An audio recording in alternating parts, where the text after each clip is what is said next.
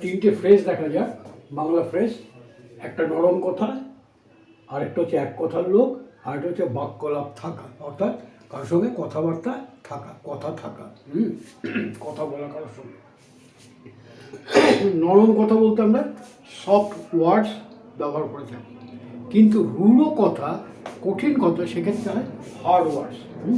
এবার দেখো, কঠিন প্রাণ নরম কথার বশ কীভাবে ইংরেজিটা, অর্থাৎ নরম কথা বলে কঠিন জিনিসকেও জয় করে নেওয়া যায়, এইটাই বোঝাতে চাওয়া হচ্ছে।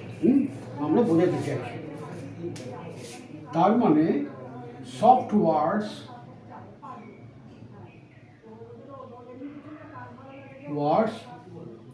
উইন, জিতে নেয়। Soft words win even the hard hearts. Even কথাটা কেন বললাম? ইভেন না বললেও হতো, এখানে ইভেন নেই।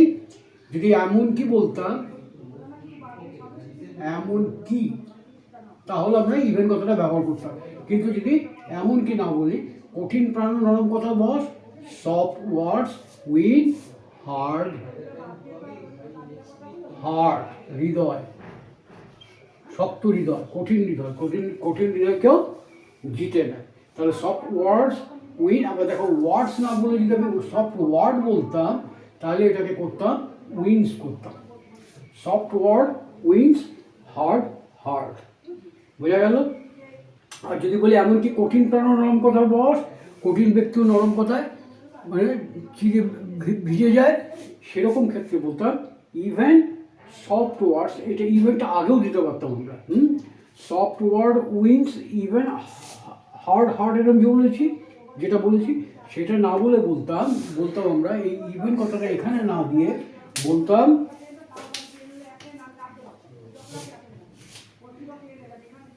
Even soft word wins hard heart.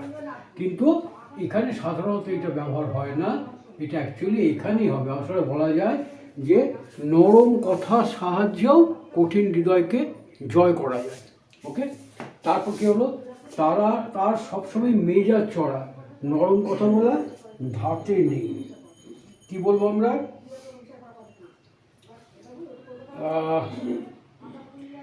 মেজাজ চড়া মানে সবসময় রুক্ষ কথা বলে, ভালো কথা বলতে জানে না, তার মানে হার্ড টকিং পার্সন। তাহলে he is a hard talking person, he is a hard talking person. নরম কথা বলতে বলাটা ধাতে নেই, মানে সে জানে না কি করে নরম কথা বলতে হয়। নেভার নোজ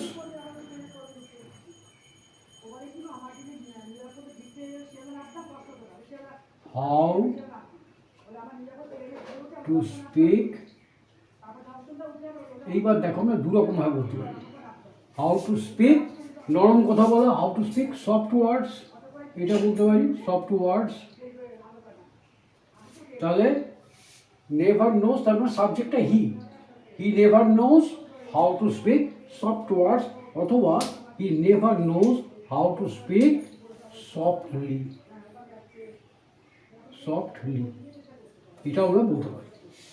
তাহলে is a hard talking person. এইবার দেখো, নেভার নোজ জানে না how to speak soft words, অথবা হাউ টু স্পিক সফটলি। এইবার এটাকে আমরা অন্যরকমভাবে বলতে পারি। কীভাবে বলতে পারি?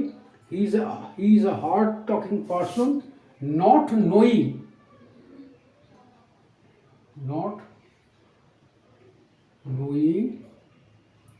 মানে জানা নেই, not knowing how to speak soft words, অথবা হাউ টু স্পিক সফটলি, এরকমভাবে আমরা করতে পারি।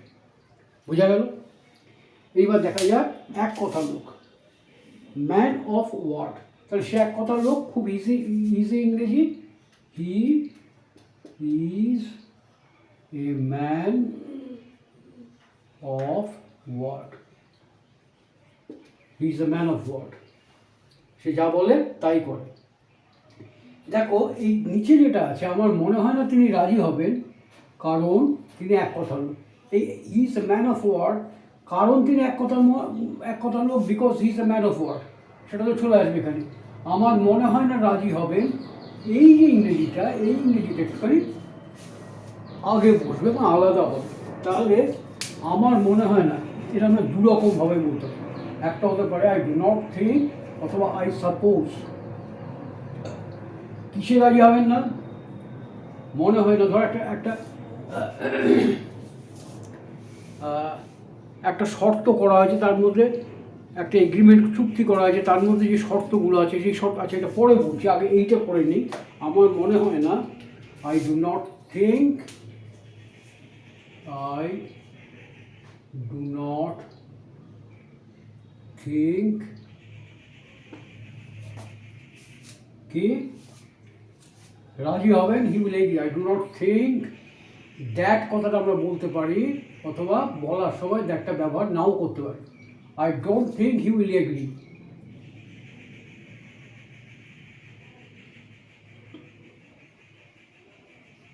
আমরা যখন বলবো, বলার সময় দ্যাটটাকে আমরা উজ্জ্ব রাখতে পারি। I don't think he will agree. কি ধরো শর্ত বদলাতে যদি বলি, আমার মনে হয় না তিনি শর্ত বদলে রাজি হবেন। শর্ত বদলে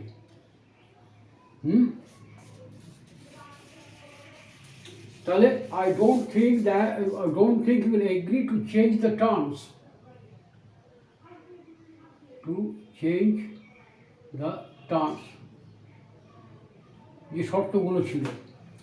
কেন তিনি এক কথা নয়, এখানে আমরা একটা কথা লিখি, ফর মানে জন্য, ফর একই ইংরেজি হলো, দেখো he is a man of word, for হি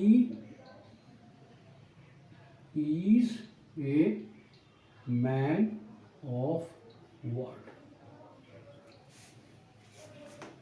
তাহলে I don't think he will agree to change the terms, for he is a man of word.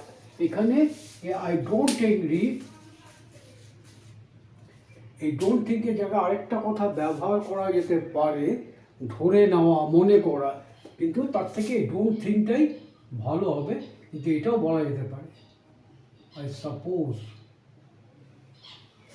Suppose he will, এখানে বাদ দিয়ে গেছি, দেখো এত ভুল বলে ফেলছি না, that will agree to change, এখানে হবে হি will not agri. I suppose, এখানে যদি সাপোজ বলি তাহলে এখানে নট কথাটা চলে আসবে, বুঝতে পেরেছো? কিন্তু যদি আই ডোন্ট থিঙ্ক বলি তাহলে নট আসবে না, তাহলে হবে I don't think he will agree to change the terms, for he is a man of word. আর যদি সাপোজ বলি তাহলে হবে I suppose he will not agree to change the terms, for he is a man of word. এখানে ফরের জায়গায় ইংরেজি হতে পারে বিকজ, বিকজ মানেও যা, ফর মানেও তা, because he is a man of word. বোঝা গেল? এবার পরেরটা দেখা যাক, পরে কি আছে? বাক্যালাপ থাকা, স্পিকিং টার্ম থাকা। হরির সাথে আমার কথা নেই, হরির সাথে আমার কথা নেই।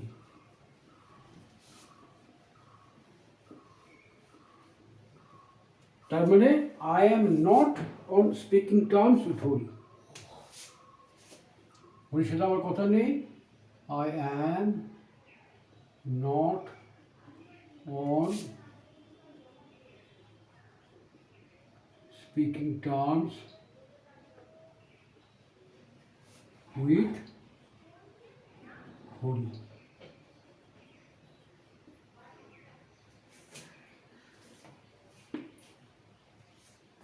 I am not on speaking terms with Hari. আবার কেউ আমাকে জিজ্ঞাসা করলো, তুমি কি হরির সঙ্গে কথা বলো? তার মানে হরির সঙ্গে তোমার কথা বলার সম্পর্ক আছে, তুমি কি হরির সাথে কথা বলো?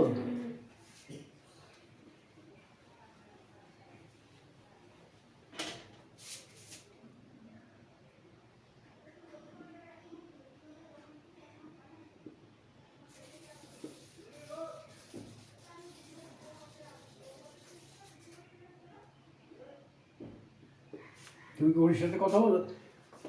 Simple sentence, are you on speaking terms, are you on speaking terms with Hari, are you on speaking terms with Hari. এবার দেখো, বহুদিন আমি এই যে একই কথা, হরির সাথে আমার কথা নেই, এইটার আগে একটা লেখা আছে বহুদিন আমি হরির সাথে কথা বলি না, শুধু এইটুকুই আলাদা ইংরেজি হচ্ছে। এরকম তো হয়, কাউকে বললাম যে তুমি একটু শ্যামলকে আমার ব্যাপারে একটু বলে দেবে, ও শ্যামলের সঙ্গে আমার বহুদিন কথা নেই, শ্যামলের সঙ্গে আমি বহুদিন কথা বলি না। সেরকম বহুদিন বলতে কী হয়, লং সিন্স, বহুদিন থেকে, লং সিন্স আমরা বলবো লং সিন্স, শুধু এইটুকুই বাড়লো, তারপর বাকিটা একই থেকে যাবে। Long since I am not on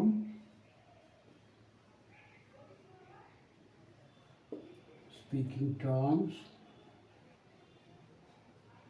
with Hari. আর স্পিকিং টার্মস না বলে যদি আমরা অন্যভাবে বলি, এটাও অনেক সময় বলা হয়, I do not talk to Hari, I do not talk to Hari, আমি ওর সঙ্গে কথা বলি না। বোঝা গেল? আচ্ছা, এইখানে একটা কথা একটু মুছে দিলাম, আগে একটা কথা বলেছিলাম, হাউ টু এর ব্যবহারটা দেখো বিভিন্ন জায়গায় আমরা এটাকে ব্যবহার করতে পারি। যেমন কী করে নরম কথা বলতে হয়, কী করে ভালো কথা বলতে হয়। আমি বলেছিলাম how to speak softly, how to speak softly. এই যে হাউ টু তারপরে ভার্ব, হাউ টুর পরে ভার্ব, তার মানে এইটুকু যদি আমরা খেয়াল করি অনেক কিছু বলতে হয়। আমি জানি না কী করে একটা চিঠি লিখতে হয়, how to write a letter, how to write a letter,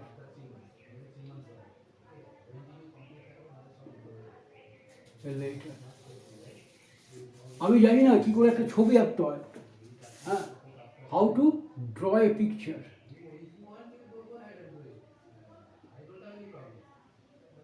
তাহলে ব্যাপারটা কীরকম হলো, হাউ টুর পরে ভার্ব, তারপরে অবজেক্ট আসবে। আবার দেখো এখানে আগে একটা লিখেছিলাম, ডাজন্ট লাইক, চাই না, হু ডাজন্ট লাইক, কে পছন্দ করে না। এর আগে বোধ একটা সেন্টেন্সে লিখেছিলাম,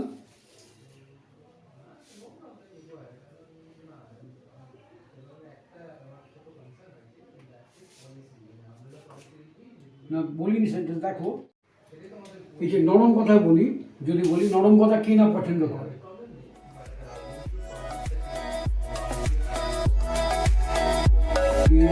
পছন্দ করে, মানে তুমি মিষ্টি করে কথা বলবে, সেটা কে পছন্দ না করবে। তাহলে এটা ইংরেজি আমরা লিখব who does not like soft words. এই ডাজ নট লাইকের জায়গায় আরেকটা শব্দ তোমার ইংরেজি আমরা বলতে পারি, বলা যেতে পারে, সেটা হচ্ছে prefer. Who doesn't prefer soft words. এইবার এই জিনিসটা শিখে নাও, হু ডাজন্ট, এই লাইকটা কি, ভার্ব। কে পছন্দ করে না,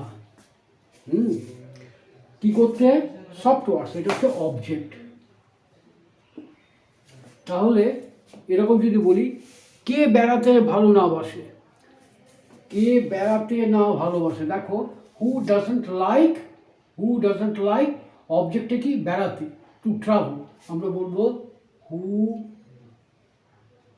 does not like to travel.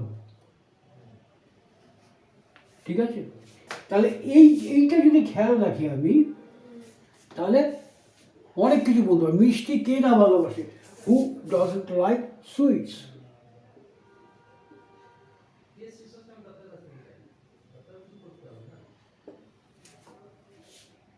আবার এখানেও বলতে পারো who doesn't like to eat sweets. Coffee খেতে কে না ভালোবাসে, who doesn't like to take coffee. বোঝা গেল? তাহলে এই ফ্রেমিংটা আমরা খেয়াল করে নেব। এরকমভাবে প্রত্যেকটা সেন্টেন্সে যখন আমরা নতুন নতুন ফ্রেজ শিখছি, সেই সঙ্গে সেন্টেন্সে নানা রকমভাবে কনস্ট্রাকশন করা যেতে পারে, এইগুলো আমরা শিখে নেব। ওকে, আশা করি কিছুটা তোমাদের কাজে লাগবে। যদি কাজে লাগে তাহলে আমার পরিশ্রম সার্থক হবে। ওকে, থ্যাংক ইউ।